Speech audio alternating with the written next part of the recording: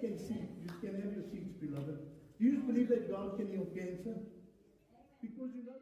But do you know that if we do not call upon God, God can do nothing? Because He only blesses that you do. Amen? If, let's say, I said to the church board in the beginning of the year, guys, let's do the bathrooms. And every meeting we say, let's do the bathrooms. And every meeting we say, guys, let's dig a trench.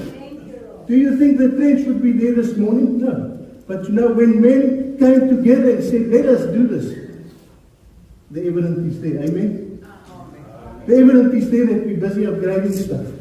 It's evident that when you say something and you just talk, nothing happens. But the moment you put it into action, it starts moving. So the moment you say, God can heal, but I'm scared to come out for prayer, God's not going to heal you. Amen? Because Jesus, when He walked there, do you think for one moment that the man, when he was sitting there, Jesus didn't know about him? Jesus knew that he wanted healing. Do you know that? And His disciple says to this man, keep quiet. You are bothering our master.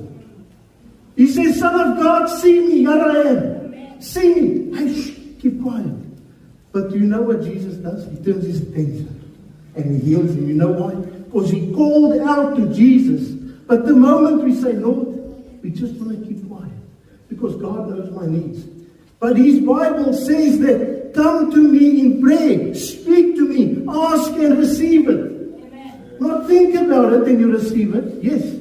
Some days I think, my brother Peter, I'm going to use this as an example. One day I was thinking about something that we have to do in the church. I just thought about it.